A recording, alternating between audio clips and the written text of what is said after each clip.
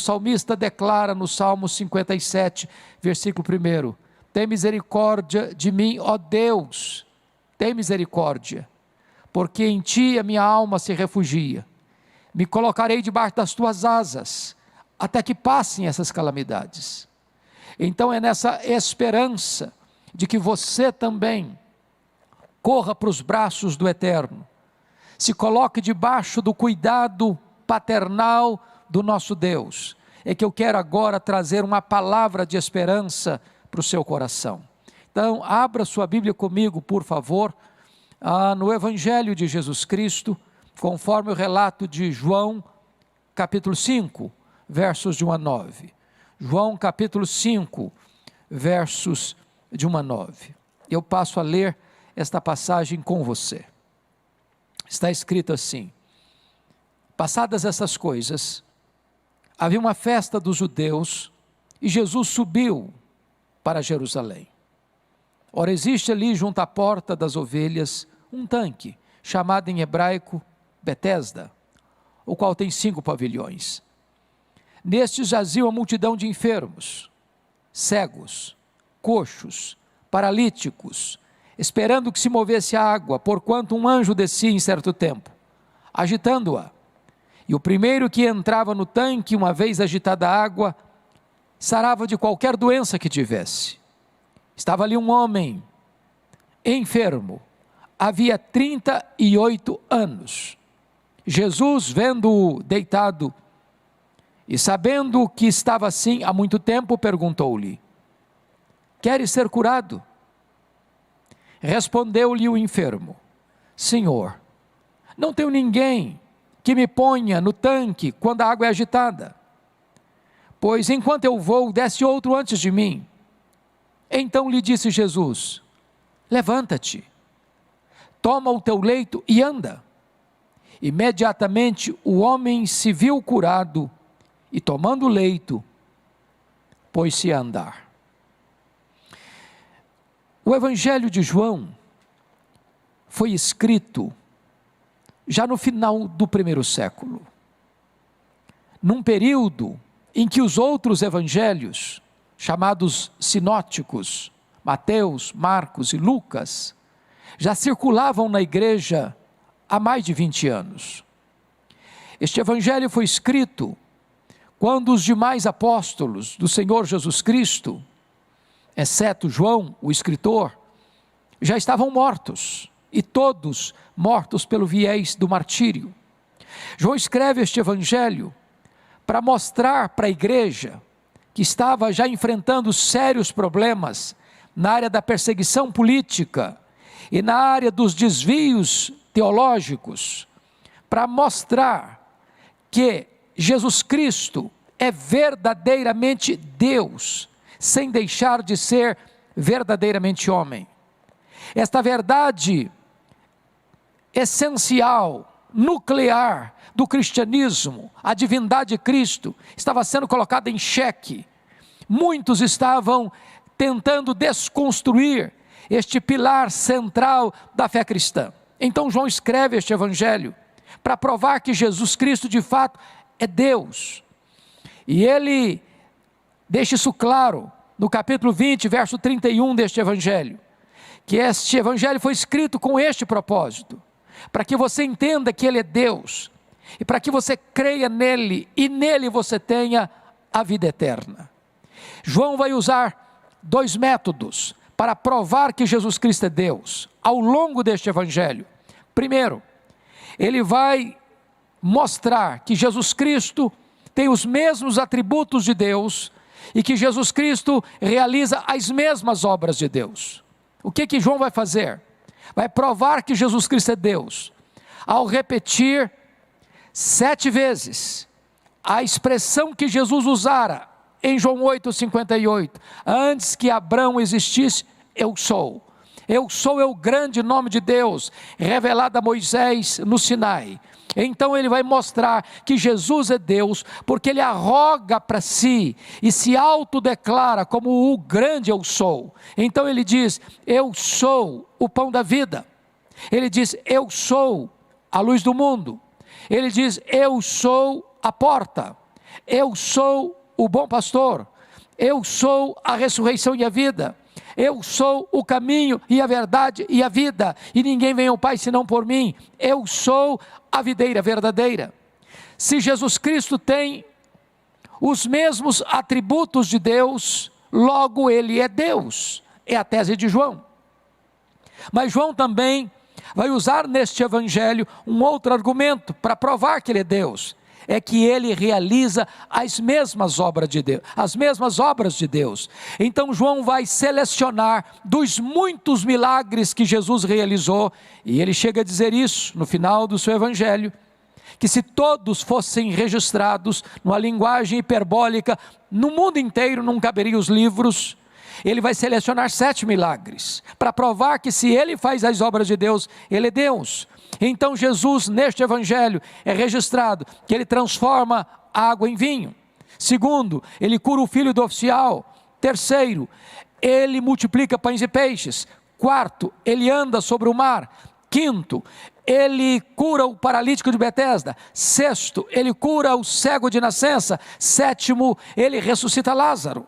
Se Ele faz as obras de Deus, logo Ele é Deus. Dentre esses milagres que Jesus operou, eu quero selecionar um deles, esse que está registrado em João capítulo 5, e gostaria de expor de forma breve para você esta passagem. Então está escrito que passadas estas coisas, havia uma festa dos judeus, e Jesus subiu para Jerusalém.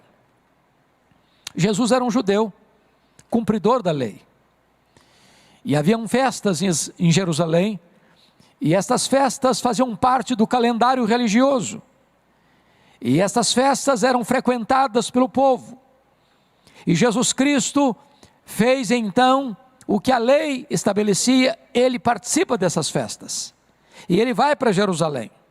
A cidade está povoada, a cidade está agitada, a cidade está congestionada de muitas caravanas, que brotam das vilas, das aldeias, das cidades, da Galileia, da Pérea, da Judeia, e então Jesus também sobe, engrossando as fileiras dessas caravanas.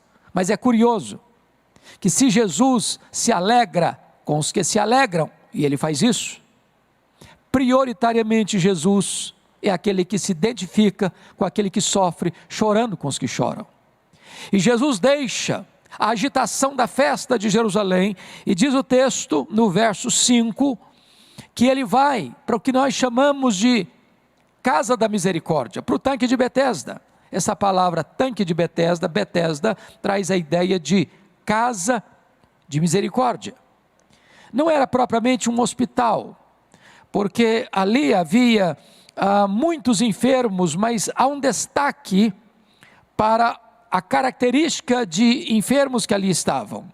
E o versículo 3 diz que havia uma multidão de enfermos, cegos, coxos e paralíticos. Eram doentes para os quais não havia esperança de cura. Eram doentes que a ciência não tinha resposta para eles. Eram doentes que não tinham qualquer esperança de serem curados e retornarem para casa. Eram doentes que estavam numa quarentena permanente, sem prazo de retornarem à vida. Eram pessoas com a esperança morta. Eram pessoas com o coração esmagado pela dor e pela desesperança. E diz a Escritura que Jesus Cristo vai para este lugar. Ele penetra naqueles 5 andares, naqueles 5 pavimentos, onde estava lançada ali a sorte daqueles infelizes, que não tinham qualquer perspectiva, qualquer esperança de dias melhores. E diz o texto, que eles estavam ali, conforme o verso 4, porque havia um fato, um fenômeno, que ocorria ali.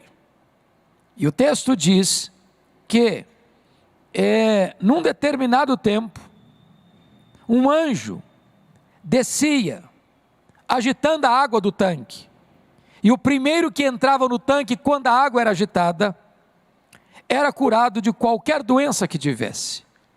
As pessoas sempre se ajuntam ao redor de algo que lhes dê esperança. As pessoas sempre se aglomeram na esperança de uma cura, de uma resposta, de uma solução para suas dores, para suas angústias, para os seus problemas, insolúveis na perspectiva humana. Então essa massa humana de gente sofrida, de gente sucateada, de gente ferida, de gente arruinada na alma, nas emoções, no corpo, estão ali aglutinadas nesses 5 andares, nesses 5 pavilhões, nessa casa de misericórdia, aguardando um milagre. Agora note comigo o versículo 5, estava ali um homem enfermo, havia 38 anos, este homem não tem nome, este homem não tem endereço, este homem não tem parentela, este homem é a maquete do desespero, este homem é o retrato da desesperança, este homem é a síntese da dor. Imagine o que é um ser humano, 38 anos, numa maca, talvez mal cheirosa. Imagine o que é um ser humano há 38 anos, padecendo de isolamento social. Imagine o que é um ser humano há 38 anos, jogado no meio de outra multidão, de uma multidão que está sofrendo males tão terríveis, tão avassaladores quanto o seu.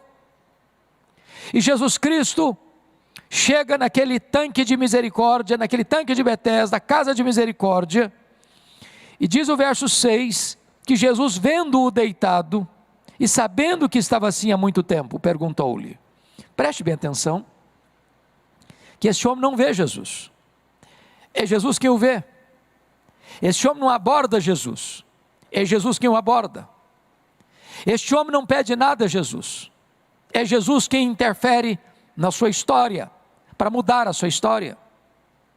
Talvez esse homem não tivesse mais qualquer esperança, talvez esse homem já tinha jogado a toalha, talvez esse homem já tinha desistido de esperar qualquer sinal de favor endereçado a ele, talvez esse homem estivesse já capitulado à sua dor, à sua solidão, à sua paralisia, à sua desesperança, e é nesse momento que Jesus o vê, é nesse momento que Jesus não só o vê, mas sabe cada detalhe da sua vida.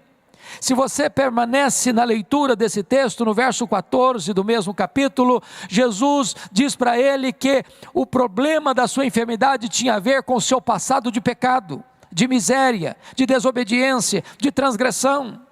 Jesus sabia a carga pesada de culpa que estava sobre este homem, e então Jesus o vê, e então Jesus sabe tudo a seu respeito. Eu quero dizer a você nesta noite, que Jesus vê você, Ele vê a sua dor, Ele vê a sua angústia, Ele vê a sua aflição, Ele vê hoje as tensões dos empresários, que estão sofrendo amargamente prejuízos astronômicos, Ele vê aqueles que estão, na verdade, pensando em que não terão condições mais de reabrir as suas empresas, de abrir as suas portas. Ele está vendo aquele comerciante que acha que não tem mais saída para ele. Ele está vendo aquele empregado tão consolidado na sua empresa, que está sendo mandado embora porque não tem mais espaço para ele. Ele está vendo aquele que está enfermo, aquele que está talvez internado, talvez em estado grave. Ele está olhando e vendo aqueles que estão enlutados diante deste momento tão amargo que assola a nação brasileira. O Senhor Jesus está olhando para você, o Senhor Jesus conhece você, Ele sabe tudo a seu respeito, Ele sabe a dor que vai na sua alma, Ele sabe a angústia que assola o seu coração. E então, confira comigo, por gentileza, o que Jesus vai fazer com este homem. No versículo 6, Jesus faz a ele uma pergunta maravilhosa: você quer ser curado? Mas note, parece que esta pergunta é óbvia demais a fazer para um homem que está há 38 anos aguardando um milagre que não chega. Parece que essa pergunta é até uma afronta a quem está sofrendo há tanto tempo. Você quer ser curado? Jesus não pergunta quão grave é o seu problema. Jesus não pergunta há quanto tempo ele está sofrendo. Jesus não pergunta se a sua enfermidade é uma enfermidade fácil ou difícil de curar, ou se a ciência tem ou não tem resposta para ele. Jesus não pergunta se o seu problema é uma causa perdida, que não tem saída, não tem solução, é um caso que a ciência não resolve, que a medicina não resolve, que os homens não resolvem. A pergunta de Jesus é direta, é específica: você quer ser curado? Eu sei que talvez você tenha algumas dores, que você carrega no peito, talvez um abuso sofrido na infância, talvez uma injustiça de alguém da sua família, talvez você não tenha condições de viver uma vida liberta, feliz, plena, porque você ainda carrega essas cicatrizes na sua alma. E você que tantas vezes enfrenta noites indormidas, madrugadas insones, assolado por essa dor que não lateja no seu corpo, mas pulsa na sua alma. A pergunta de Jesus hoje é para você: você quer ser curado? Você que talvez caiu num revés, você que tropeçou e caiu num escândalo moral, você que está amargando hoje a dor do chicote impiedoso da culpa, assolando você de dia e de noite. Jesus está olhando para você, Jesus conhece você e pergunta a você: você quer ser curado? Você que carrega talvez um fardo pesadíssimo, uma mochila pesadíssima de ansiedade, de angústia, de um vazio existencial, até de uma depressão amarga. Jesus está olhando para você nesta noite e perguntando: você quer ser curado? Você quer ser curado? Quem está lhe perguntando não é apenas um homem como eu, como você, não é apenas um grande médico, é o Filho de Deus, é o Deus Todo-Poderoso, é o Criador do universo, é o sustentador da vida, é a luz do mundo, é aquele que é a esperança dos desesperançados. É Ele quem está perguntando para você agora: você quer ser curado? Diante desta pergunta maravilhosa, note comigo, por gentileza, no versículo 7, que este homem não dá uma resposta clara, porque diante de uma pergunta dessa cabe duas respostas: sim, eu quero; não, eu não quero. Mas por que Jesus fez essa pergunta? Jesus fez essa pergunta para este homem, não porque quisesse ouvir uma resposta sim ou não, mas para que este homem tivesse a oportunidade de abrir o coração, de destrancar as câmaras de horror da sua alma, e de espremer o pus da ferida que estava lá latejando dentro dele.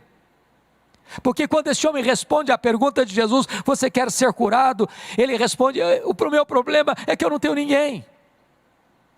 Com isso ele deixa vazar a realidade de que pior do que a paralisia era a dor do abandono, era se sentir um objeto descartável, era se sentir um monturo existencial, era se sentir um nada, um ninguém, que ninguém se importa, que ninguém olha para ele mais, que ele está ali jogado completamente no ostracismo de um local cheio de gente sofrendo, e cada dia que acontece uma cura, ele é colocado no último lugar da fila. Talvez essa é a sua dor, a dor de você se sentir desprezado, de ninguém mais gostar de você, de nem sua família olhar mais para você, de todo mundo ter desistido de você, e você estar completamente esquecido, num canto, sofrendo, sozinho, solitário, amargando a sua dor. Mas diante da pergunta maravilhosa, Jesus vai dar uma ordem maravilhosa. Veja comigo, no versículo de número 8. Então lhe disse Jesus: levanta-te, toma o teu leito e anda. Se a pergunta de Jesus parecia óbvia demais: você quer ser curado? Parece que agora a ordem de Jesus parece absurda demais. Porque na verdade tudo que um paralítico sempre quis é se levantar e andar. Agora ele podia responder: bom, mas eu sempre quis isso, mas eu não consigo. as minhas pernas não funcionam mais, não obedece o comando do meu cérebro. Além do mais, meu corpo está atrofiado, meus músculos estão atrofiados, eu não consigo andar. Mas o mesmo que dá ordem, dá o poder para que a ordem se cumpra. Certa feita Jesus estava numa sinagoga, e diz a Bíblia que lá estava um homem no meio daquele povo, com a mão direita seca, mirrada. E Jesus disse para aquele homem: fique de pé. Depois disse: vem para o meio. Depois disse: estenda a tua mão. Aquele homem que tinha a mão seca, ao ouvir a ordem de Jesus, estendeu a mão, e ela ficou curada, porque aquele que dá a ordem, dá o poder para que a ordem se cumpra. Jesus chegou na aldeia de Betânia, e seu amigo Lázaro estava sepultado há 4 dias, já em estado de decomposição. E o Senhor Jesus chegou na beira daquele buraco, cavado na pedra, e gritou: Lázaro, vem para fora. E aquele que estava morto, ouviu a sua voz, e saiu. Eu quero dizer a você que agora, hoje, nesta noite, você também pode ser curado, você pode ser perdoado, você pode ser liberto, você pode ser restaurado, você pode ser levantado, você pode recomeçar a sua jornada na presença de Deus. Ele é o Deus que perdoa pecados, Ele é o Deus que apaga os seus deslizes morais, Ele é o Deus que repagina a sua alma, Ele é o Deus que limpa você com o seu próprio sangue e faz de você uma nova criatura. Então levanta-te, para de ficar prostrado, para de se sentir um monturo existencial, para de se sentir um fracasso. Se ninguém gosta de você, se ninguém ama você, se ninguém valoriza você, pois o Filho de Deus ama você, Ele veio ao mundo por você, Ele se fez carne por você, Ele foi para a cruz por amor a você, Ele morreu pelos seus pecados, Ele ressuscitou para que você tivesse vida, Ele se importa com você. Então levanta-te, levanta-te. Mas diante de uma ordem maravilhosa, agora vem um resultado maravilhoso. Olha o versículo 9. Imediatamente o homem se viu curado, e tomando o leito, pôs-se a andar. As curas operadas por Jesus não eram a crediário, nem em doses homeopáticas. Eram curas públicas, verificáveis, reais, sem qualquer disfarce. Não tinha nenhum jogo de cena, não tinha nenhum teatro para impressionar as pessoas. E eu fico imaginando que mesmo que hoje, na perspectiva da medicina contemporânea, um homem há 38 anos paralítico numa maca, mesmo sendo curado, ele necessariamente precisaria fazer várias sessões de fisioterapia para voltar a tonificar os seus músculos e caminhar. Mas quando Jesus faz uma obra, Ele faz completo. O homem se levantou imediatamente, tomou o seu leito e pôs-se a andar. Eu quero dizer para você que nesta noite, Jesus pode fazer um milagre na sua vida, restaurar a sua sorte, mudar a sua história. Ele pode curar você, Ele pode perdoar você, Ele pode libertar você, Ele pode fazer tudo novo na sua vida, e você largar os andrajos, os trapos para o passado, lá no passado, e recomeçar e retomar uma nova vida na presença de Deus e para a glória de Deus. Que Deus abençoe você. Hoje, Jesus Cristo está entrando na sua história, na sua casa de misericórdia, para fazer um milagre na sua vida. Que Deus abençoe o seu coração, que Deus abençoe a sua vida, e que hoje mesmo você tenha este encontro maravilhoso com Jesus, e experimente este poderoso milagre de Jesus na sua vida, no seu coração, na sua família, na sua história. Deus abençoe sua vida.